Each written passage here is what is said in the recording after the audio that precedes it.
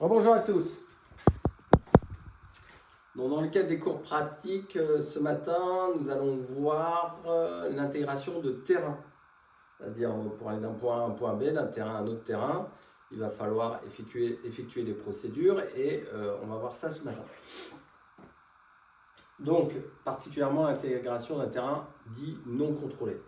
Donc, il y a trois catégories de terrain aujourd'hui en France sur lesquels nous, avions ultra léger, on peut aller, ou autogire, etc. C'est les terrains contrôlés, biscarros, donc avec la mise en place d'un contrôleur. En gros, le contrôleur va vous autoriser plein de choses, vous informer sur plein de choses. Et en gros, vous avez très peu d'autonomie, c'est-à-dire le roulage ne peut pas se faire sans l'aviser, sans lui demander. Vous ne pouvez pas décoller, pénétrer la piste sans décoller sans autorisation, ni vous poser sans autorisation. Vous êtes familier avec ce type de terrain puisque c'est le cas de biscarros du lundi au vendredi. Samedi, dimanche, le terrain est dit en auto-information, c'est-à-dire qu'il n'y a pas de contrôleur à la tour de contrôle.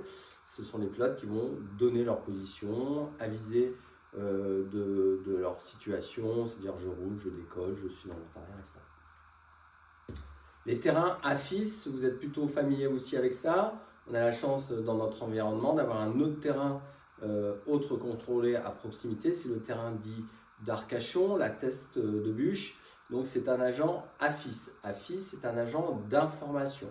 Alors la frontière entre le contrôle et l'AFIS, en termes d'opérationnel, elle est fine. En termes de responsabilité juridique, elle est puissante. C'est-à-dire que le contrôleur contrôle, l'agent AFIS informe. C'est-à-dire normalement, il n'a pas utilisé les termes autorisé ou des choses comme ça, puisque lui, il n'est pas habilité à vous autoriser à quelque chose. Par contre, il doit vous informer, pour votre information, la piste en service, la 25, devant vous en vente arrière, la position d'un appareil en dernier virage, par exemple. Mais rappelez en finale pour l'autorisation d'atterrissage, ça, il n'a pas le droit de le dire, ce n'est pas un contrôleur. Donc le contrôle informe, alerte.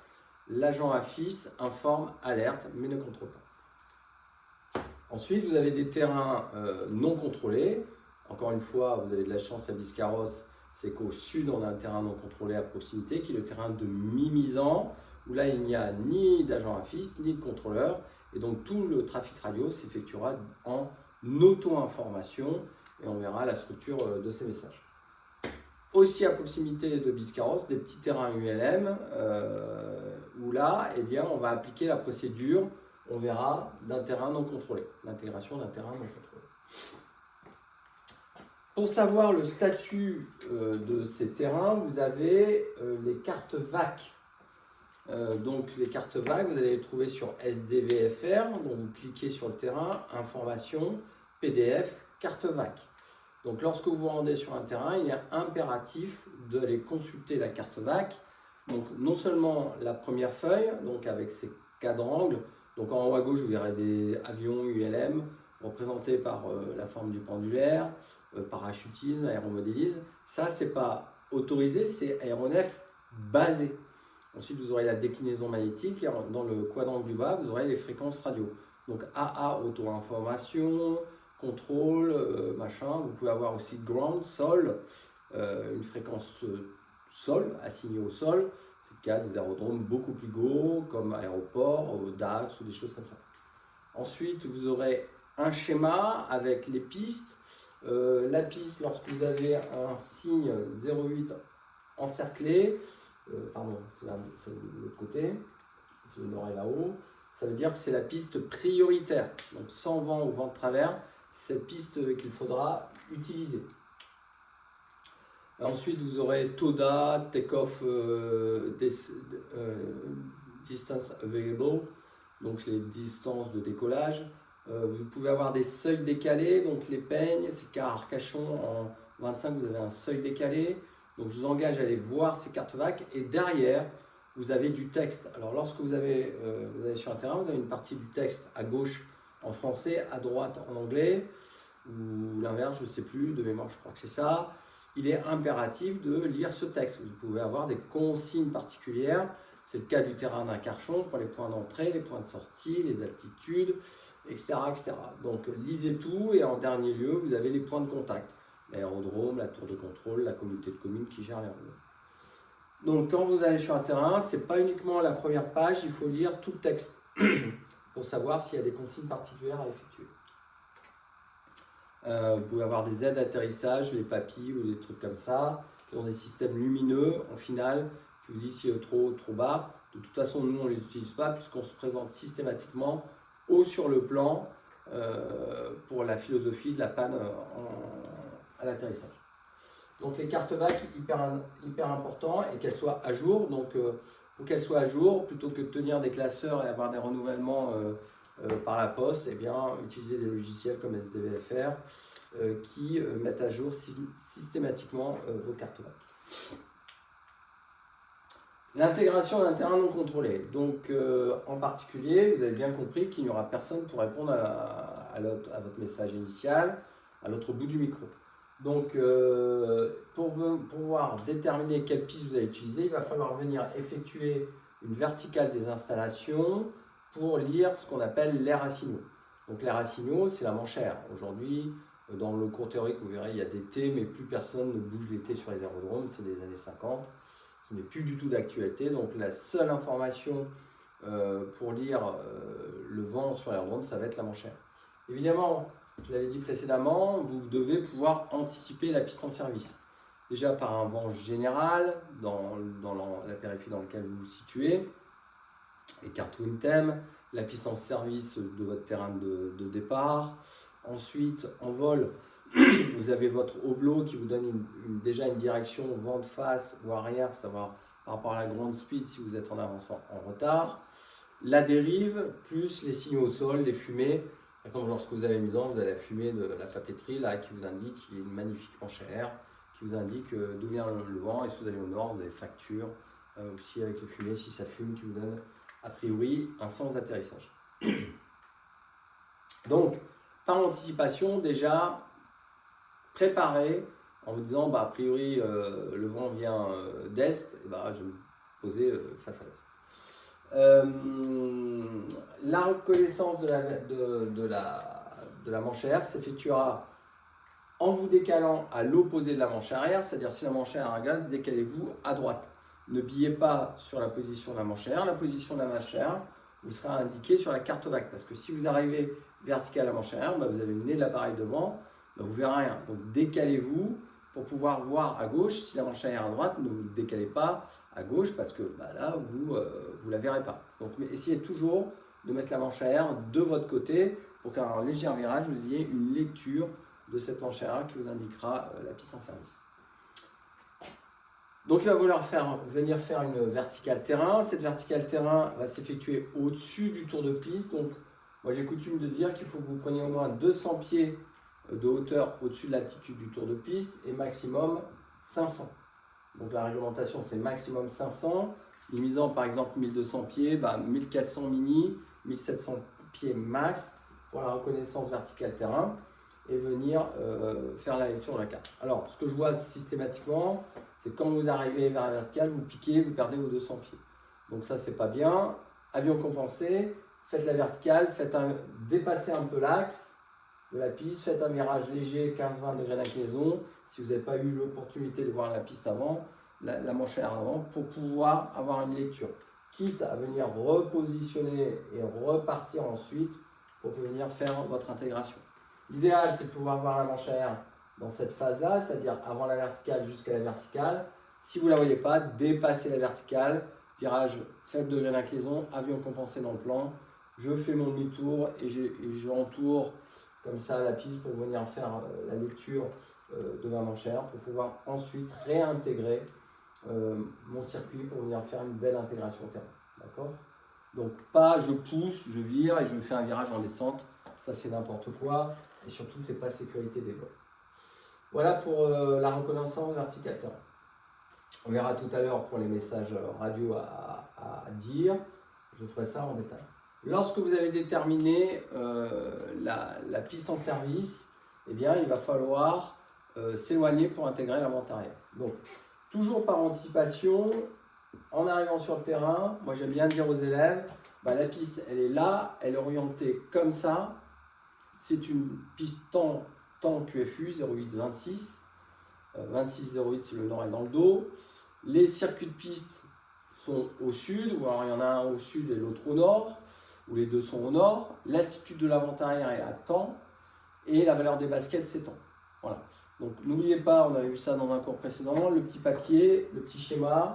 Donc pas compliqué, je fais comme ça, je mets les orientations de ma piste, 26-08, je mets mes baskets, j'en mets au moins une.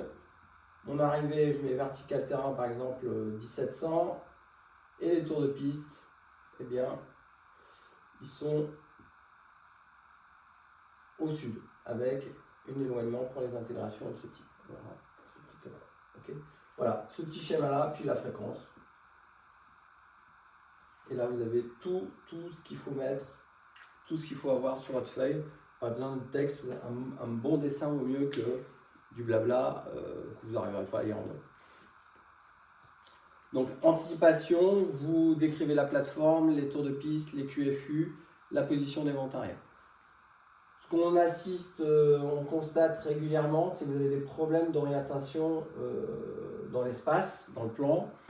Donc, mémotechnique, si vous voyez une manchère par exemple qui fait comme ça, c'est-à-dire que je me pose face au vent donc, dans ce sens-là.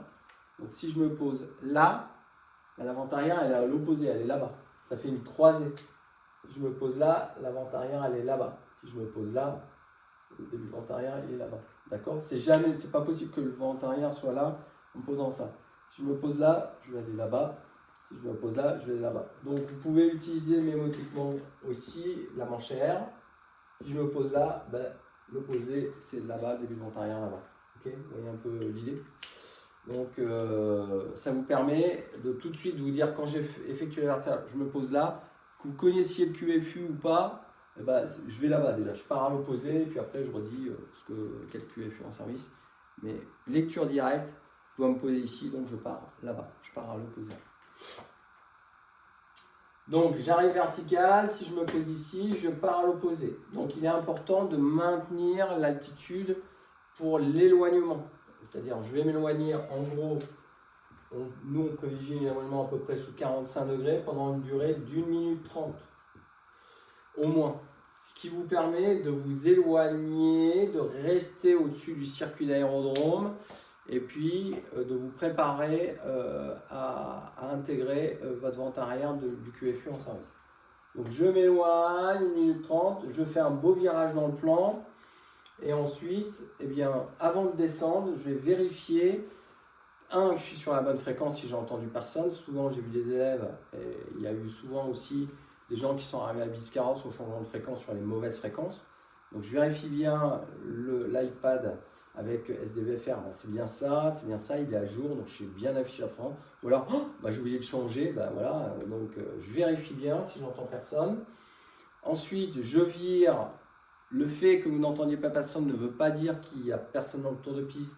Et plus d'une fois, moi j'ai eu des gars qui n'étaient pas sur la bonne fréquence, ou alors qui ne faisaient pas de message radio, ou alors ils avaient mis leur guitare à zéro et ils n'émettaient pas, ou alors le casque en panne, qui tournent en dessous et qui ne vous prennent pas en compte. Donc, je vérifie que j'ai personne en montée initiale, personne en vent traversier, personne en début de vente arrière. Ça y est, c'est bon. Là, ma SV elle est bien assurée. Boum, je me mets en descente et là, je vais descendre vers le début de vente arrière. La descente, ce n'est pas une descente 60 degrés d'inclinaison, nez bas, 240 km/h. Non, c'est les ailes à plat, 3000 tours, mise en descente, vitesse stabilisée entre 160 et max 180 km/h. Pourquoi? Parce que vous allez venir intégrer votre vente arrière à 180 km/h et vous remettre dans une procédure de tour de piste qu'on avait vu précédemment lors d'un cours pratique, et je crois que c'est le cours numéro 1. Évidemment, on est en hiver actuellement, donc avant de descendre, je pense réchauffe. Si je suis en condition givrante, je tire ma réchauffe, je descends et je pourrais laisser ma réchauffe carbu jusqu'au Tuchengo ou sur la piste. Eh bien, je devrais repousser ma réchauffe pour repartir, remettre la pleine puissance. Une fois que je suis en vente arrière, radio, action vitale et mon élément sous 45 degrés, la distance, écartement et j'applique les fondamentaux pour venir effectuer une finale moteur plein réduit dans la configuration de volet adaptée pour venir effectuer un atterrissage. Voilà au niveau de la trajectoire. Bon, j'arrive, je contacte, j'en reviendrai tout à l'heure sur la radio. Je fais mon briefing arrivé, les pistes, les QFU, les ventes arrière, je les situe géographiquement. La recherche visuelle, d'abord, si je ne vois pas, je mets la ligne de mon SDVFR, la ligne de navigation vers le terrain. Je me décale pour anticiper le visuel de la manche arrière. Latitude, je monte, je l'annonce, je me mets à latitude Z mini supérieur à 200 pieds par rapport à la vente arrière, max 500. J'arrive vertical, je recherche la manche arrière, je l'ai. J'ai pas l'info, je dépasse l'axe, je dépasse la piste, virage 15-20 degrés, et là je vois bien ma manche arrière, quitte à faire un tour et me repositionner pour repartir et déterminer quel est le QFU en service. J'ai le QFU, je me pose là, la vente arrière est à l'opposé, je m'éloigne sous 45 degrés, je reste en altitude, je compense mon avion, je m'éloigne 1 minute 30. Ensuite, je vire pour revenir vers le début de la vente arrière. Le sens du virage ici, moi j'aime bien. Alors, il n'y a rien qui vous l'impose, mais moi je vais plutôt vous imposer ça malgré tout. C'est que si le tour de piste tourne par la gauche ici, ce virage-là, j'aime bien l'effectuer dans le sens du tour de piste et non pas à l'opposé. Donc, imaginez-vous, vous êtes dans un rond-point. Le rond-point il tourne comme ça, ce virage-là, faites-le dans le sens du rond-point. Pourquoi? La valeur ajoutée, c'est que s'il y a quelqu'un qui fait un circuit long, qui monte, qui dépasse l'altitude et que vous faites le virage à l'opposé du rond-point, vous allez créer ce qu'on appelle de la vitesse relative. Le gars, il fait un circuit de transporteur d'à 400 m, il monte, il déplace l'altitude et vous virez vers lui et vous descendez. Donc là, vous êtes en train de créer de la mer. Alors que si vous virez dans le même sens, vous diminuez la vitesse relative de rapprochement. Donc je préfère que vous viriez, même s'il n'y a rien d'imposé, dans le sens du rond-point, c'est-à-dire vous virez dans le sens du tour de piste. À partir du moment où vous êtes sûr qu'il n'y a personne, ok, 3000 tours, la réchauffe, la mise en descente, 180 km/h max, j'intègre ma monte arrière, je suis dans ma monte arrière, je joue mon circuit, c'est parti, l'intégration est terminée. Ok. Voilà. En termes de radio, il est bon ton, si possible, de contacter maximum 5 minutes, minimum 2 minutes. 2 minutes, ça commence à être un peu short, entre 5 et 2 minutes. Alors, comment on va faire? Sur un terrain contrôlé, un terrain fixe, un terrain UM, ça sera toujours la même structure. Il va y avoir un message de pré-contact pour faire sonner le téléphone. Un autre pilote écoute, le contrôleur vous entend ou l'agent affiche vous entend. Donc, pré-contact et ensuite message initial avec toujours la même structure. Donc, message de pré-contact. Toujours l'organisme à qui je m'adresse. Mimizan, Château Vénus, Biscarrosse, Arcachon. Indicatif, Fox Juliette Delta Victor Novembre, bonjour. Donc, Mimizan, Fox Juliette Delta Victor Novembre, bonjour. Là, il n'y a personne qui va vous répondre. Si on a un auto-info, on fait une pause parce qu'il y a peut-être un pilote ou un hélico qui est de l'agent gendarmerie qui va vous répondre, ou le largueur para, Mimizan, qui va vous répondre, ou un ULM qui tourne sur un terrain ULM. Bref, petit silence et après je reprends. Je recommence. Organisme. Là, exemple Mimizan. Mimizan, Victor Novembre, AXL8, 2 personnes à bord. Ça, c'est qui je suis. Donc, c'est organisme, qui je suis. Je suis Victor Novembre, AXL8, 2 personnes à bord. Ensuite, la structure, c'est toujours pareil. C'est passé, présent, futur. Donc, passé en provenance de, présent, position géographique par rapport à la plateforme. Je suis au nord, je suis au sud, je suis à l'est, à 4 minutes. Et ne pas oublier l'info d'altitude, parce que vous êtes dans la 3e dimension, à 1500 pieds QNH, 1014. Et futur, à destination de la verticale pour une intégration. Voilà. Quand vous avez dit ça, vous envoyez une magnifique photo au pilote qui vous écoute. Ok, il y a un gars qui arrive par le nord, il a 4 minutes, il a 1500 pieds, il va faire une verticale, il va intégrer. Plus votre photo est claire, plus vous jouez dans la sécurité des vols. Il est important de faire cette chronologie parce que si vous êtes sur la chronologie, vous allez oublier des trucs, redire des trucs, faire un message trop long. Donc je vais vous le refaire. Mimizan, Fox Juliette Delta Victor Novembre, bonjour. Mimizan, Victor Novembre, AXL8, 2 personnes à bord, en provenance de Biscarrosse, actuellement au nord des installations à 3 minutes, à 1500 pieds, en route vers la verticale pour une intégration. Toujours. Type, passé, présent, futur, provenance, position, destination. Ok. Vous pouvez refaire un petit call radio à 1 minute ou à 30 secondes, minimisant, surtout s'il y a du monde. S'il n'y a personne, s'il y a du monde, minimisant, et qu'il y a un doute vis-à-vis d'un autre aéronef qui est en train de faire une intégration, par exemple, à l'opposé de votre direction, c'est-à-dire par le sud, à minimisant, Victor Noram à 1 minute de la verticale, 1500 pieds QNH. Si vous arrivez en même temps qu'un avion, vous avez deux solutions. Ou vous le laissez passer dedans, vous le mettez en orbite en disant bah, je laisse passer, je reste à 2 minutes au nord et je reviens. Si ce n'est pas le cas, il va falloir vous étager. Si vous entendez que vous arrivez tous les deux à la même altitude, il est à 1500, vous êtes à 1500, et là vous êtes directif. Ben, Victor Noram, je monte vers 1700 pieds. Et vous vous y tenez. Et l'autre pilote va collationner. S'il ne collationne pas, vous lui dites, vous avez bien pris l'info, je monte à 1700. Et l'autre, il va vous dire, bah, je maintiens 1500. Alors, moi, j'aime pas arriver en même temps avec un autre avion vers une verticale. La confiance n'exclut pas le contrôle. J'aime pas. Voilà.